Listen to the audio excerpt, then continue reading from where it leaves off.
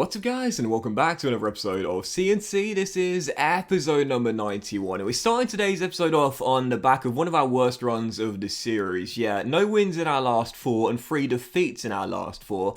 Bailed out at Anfield for a late Rabbi Matondo goal to get us a point in the Premier League against Liverpool in what has been a really tough run of form.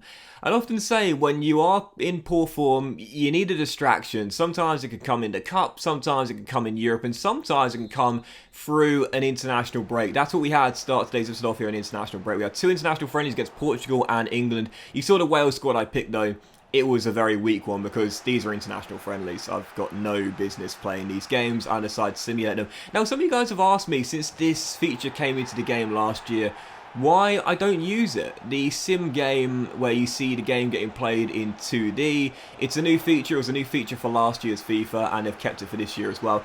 The reason being is quite simple. I think it's a really cool addition to the game. I must be honest here. You know, playing in 2D, if you know me, I'm a massive fan of Football Manager. I play all my games on FM in 2D. I've been playing since Championship Manager 4, massive game of the franchise, and yes, I really am that old.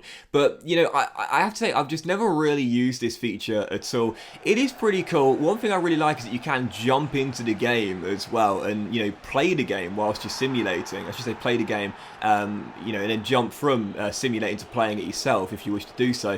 But it's just never something I've really utilised too much. If I am going to simulate a game which is obviously incredibly rare as a solar eclipse to be honest, then I'll obviously just do the quick sim. It's just because it takes a bit of time, it takes about 5 minutes to complete a game, and I don't think it really would add too much. When these are international friendlies, we don't really care what happens regardless. We did 1-1 against Portugal, and then 1-1 against England as well, but yeah, to be honest, I wasn't really fussed either way. You saw the Wales squad I picked. It was a, well, mostly weak Wales lineup and Wales squad because, you know, the international friendlies count for nothing, and considering the fact that like 90% of our Wales squad is Newport County stars, I didn't want to see anyone possibly get injured or fatigued for much more important games with the club. Even so, it's a cool feature. It is a cool feature, but as someone who rarely simulates, it's never something I've managed to get much use out of. But fair play to EA though, because it is a cool feature, and the jump in ability is really, really useful as well for those that do wish to simulate a lot of their games. Anyway, for the first game of today's episode, back with matters with Newport County on the back of the international break. Lord knows we needed it. No wins in 4, 3 losses in 4, our first loss in the Champions League, a shock home loss to Aston Villa, going out of the EFL Cup, wasn't really fussed about that one, but even so, we needed a break, we needed to go away.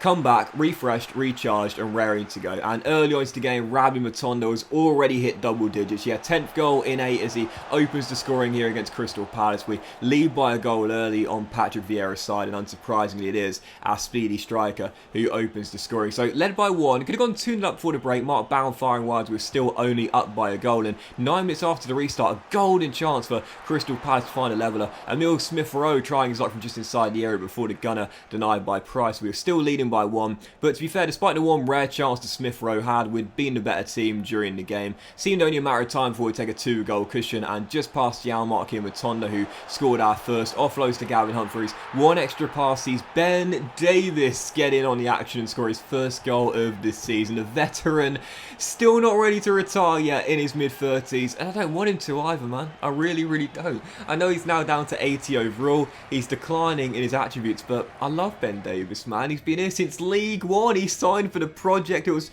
definitely a gamble at that point when we put him on a massive contract in the 3rd tier of English football, but I think it's safe to say we made the right call, don't you think? He was integral in our promotion push in League One, then our promotion in the Championship after 2 seasons, and he's still one of our starters in this team. So 2-0 back on track there against Crystal Palace, and Lord knows we needed it as well after a really poor run of form. So match day 3 in the Champions League, and I've got to be honest here, this is a big one, and I was quite nervous heading to this game. Rosenborg away in Norway, lost on match day 2 to Roma, who got their revenge after we beat them in last year's Europa League final. And after Bayern lost on match day 1, heading into this game level on points with the Germans. If we were to slip up in this game, Rosenborg claim their first point and Bayern beat Roma, then we'd be 2 points behind both the Germans and the Italians at the halfway point and have the worst head-to-head record so far on Roma. So I really felt as though we needed to win this game. Could not afford a slip up. That's why there were a couple of changes to my first 11. For the most part, it was a really strong team, despite the fact we were facing what you consider statistically the worst team in the group so far. We started off in attack mode, looking for those early goals to settle those nerves, and we got one as well. 8 minutes in, the man who's so good they named him twice, Lloyd gets already his second goal in the group stage and gets us the early advantage in Scandinavia. And again, I was feeling quite nervous heading to the game. I'm not going to lie. Like, I was nervous for the Crystal Palace game. Probably even more nervous heading to this one. You know, poor run of form. Lost to Roma on match day 2. This is, probably you would say the weakest team in the group based on ratings. We could not afford to slip up in this game, knowing how tight it could be to qualify alongside either one of Bayern and Roma. So early lead for Newport County. Lloyd with the finish. And really, in the first half an hour, it was all one-way traffic. Rosenborg hadn't caused me any problems whatsoever. It was seeming as though at this point we should be 2 or 3 up and home and dry, but instead we were still only leading by 1, and 32 minutes in, this was such a frustrating goal. You can see across the middle, deflected off Ethan, and Padu dropped straight to Noah at the back stick.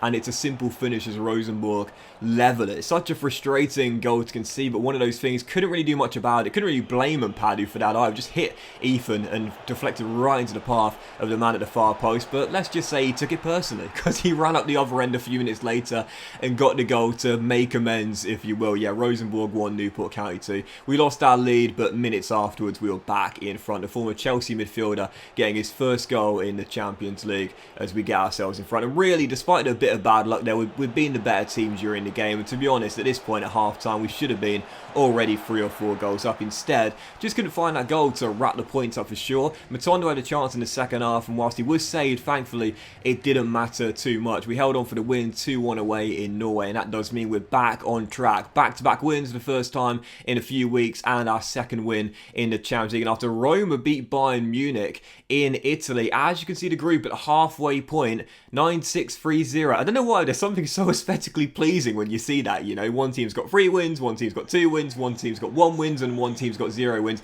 That's how the group is looking right now. Roma, 100% top in the group, looking odds on to qualify as they've got the best head-to-head record out of all of the teams and the most points possible as well. But we are in second with those 6 points there.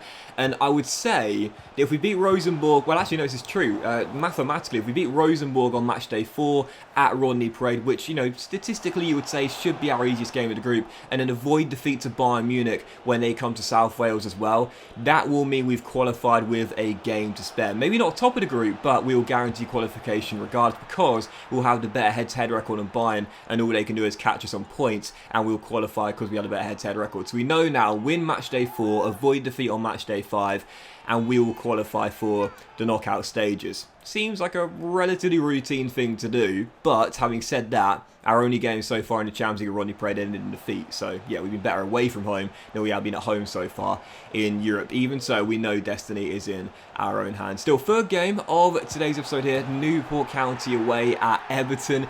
Goodison Park, and goodness gracious me, if there is one ground I cannot stand going to in this year's FIFA, it is Goodison Park. Does anyone ever come here and dominate? Because I certainly don't. Oh my goodness, one of my biggest bogey teams in this year's FIFA, Everton. I find them so tough to play against. Can't put my finger on why it is, but it is the case.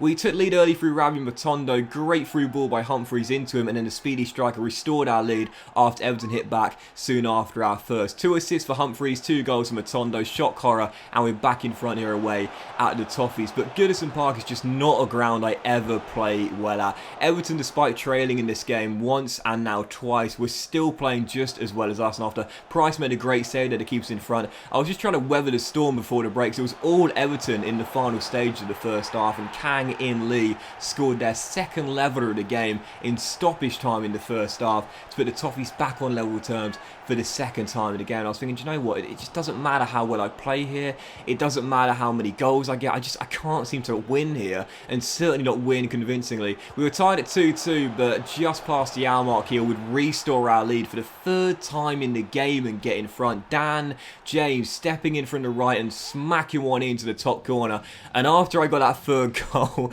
it was so funny that I was like, right, That's it. I am not letting them get another chance. And I was just so frustrated at that point, because even though I led for the third time in the game, I was thinking, if they get another chance, they'll take it, man. I've got to play lockdown defense, and thankfully I did. I'll be honest, killed the clock off quite a bit playing possession football as well, but got to do what you got to do to get the wins, and we did. Really killed the clock off in that game and held on for the 3-2 win. Yeah, I can beat Everton. I can win at Goodison Park, but I'll never dominate there. But hey, listen, I'll take the win regardless. 3-2 the final score, and 3 straight wins for Newport County. It's safe to say, after a tough run of form, 4 straight games without a win, exiting the EFL Cup, shock loss to Aston Villa, big defeat to Roma, and only scraping a point at Anfield, we appear to be back on track now, and we needed to be as well, because in the Premier League with so many fantastic teams, you cannot afford to be in poor form for a long stretch of time if you're going to win the title. We're trying to retain it this year after winning the Championship last season in our first ever title defence. I want to win it again, you know, I want to win this title back to back. So yeah, got to pick our form up, and thankfully we have 3 straight wins. And for our final game of today's episode of Blades, Sheffield United, from kickoff we almost took an early lead. Gavin Humphreys smacking the crossbar from 25 yards out. Whilst he would have missed from range, he would score a few minutes later from close range. Yeah, 8 yards out, and Matondo lays the ball on a platter, and Gavin Humphreys already has 6 goals in the Premier League this season as he gets us in front early in the first half. Not too many chances in the second half, I'll be honest here. We'd made a frenetic and fast-paced start to the game, leading by 1 10 minutes in, but after that the game kind of died down a little bit. Not too many chances to report, but thankfully didn't matter too much. 2 clean sheets in our last 3 Premier League games, and 4 wins on the trot for Newport County in all competitions after a really tough run of form on our worst runs of the season. It's safe to say we are back on track. Back to top of the table, 2 points clear of the Red Devils, Spurs and Manchester City as well. Only the 1 defeat in our first 10 games.